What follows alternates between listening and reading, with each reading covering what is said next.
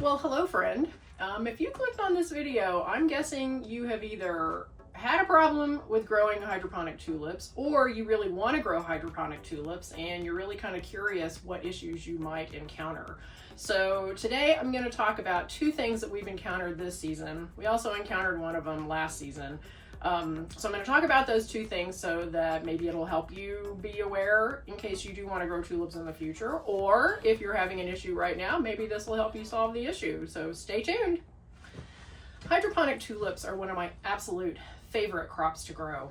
When everything lines up, they can be stunning and spectacular, like these orange ones I'm getting ready to take to one of our florists today. No issues with these whatsoever.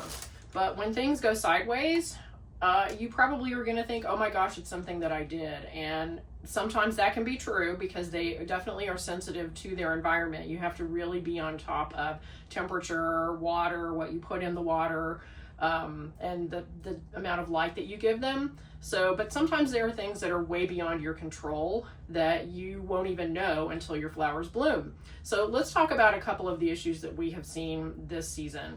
These look absolutely beautiful, right? These are voicemail is the variety. And we grew in our collective, one of the other farmers grows winter tulips along with me. And these are ones that we had about 1,000 stems of this year. And we were really counting on these for Valentine's Day. Well, what has happened is this variety, unfortunately, has two different issues.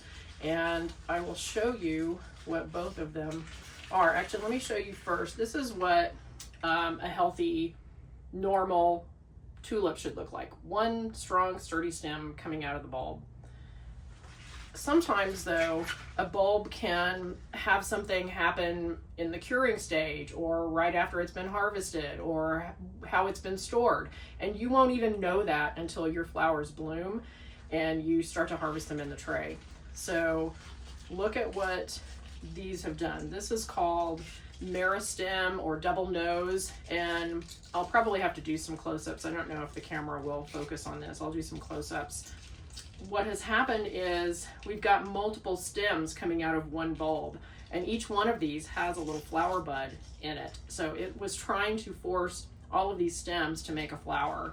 And we obviously would have had no idea that this was going to happen when you just put your tulip bulbs in the hydroponic trays. So our farmers started seeing multiple stems coming out, and I had not seen this before, so I did some research. And come to find out, there are some varieties, voicemail happens to be one of them, that can be prone to this.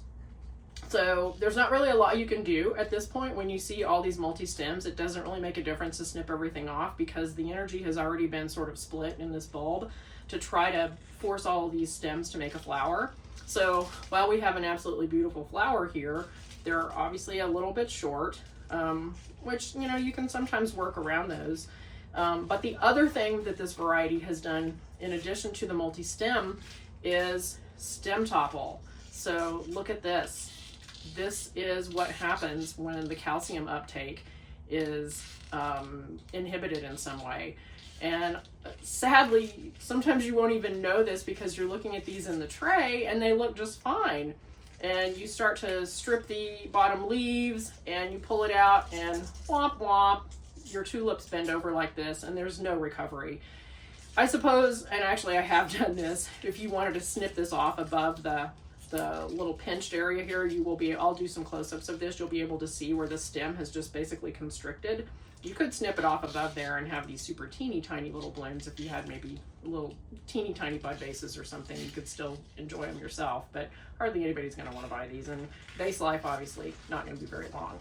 So anyway, those are the two issues that you may see in hydroponics. I'll be doing a Substack sort of behind the scenes article on some of these issues, and it will have links to some research and a whole lot of other information on it about what can cause these things and just a little more detail on some of these issues. So hopefully that will help you with your hydroponic tulips this season. So that's what I have for you today. It was kind of short and sweet, I know. It's kind of hard to go into too much detail on here. It's much easier for me anyway to do the Substack where I can actually put links to things and be able to write out a little bit more of the juicy details. So anyway, these poor flowers will be going, all of these, this whole bucket will be going to the compost pile. I might save a couple of these just to enjoy for a couple of days. This one won't, because this is actually a very lovely tulip. This one, the variety is Queen's Day, and it's a big luscious double orange that has been a really nice big sturdy stem this year. This is the first year that our farmer has grown this. And so I would recommend that one for sure. It's very sturdy and quite a lovely color of orange too. So anyway, I hope this was helpful in some way, and I would love it if you would consider subscribing maybe, or liking this video. It really does help our little teeny tiny channel, and we want to be able to provide more content like this for you.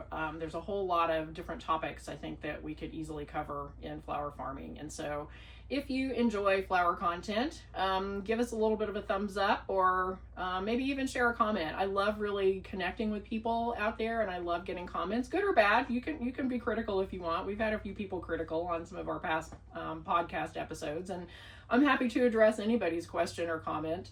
Don't be rude or mean, obviously, but if you have a question maybe that I didn't really explain something very well, I'm happy to go into more detail. Just leave a comment and I'm happy to get back to you. So anyway, thank you so much for spending a little bit of time with me today, and I hope you have a lovely day wherever you are in the world. Bye now.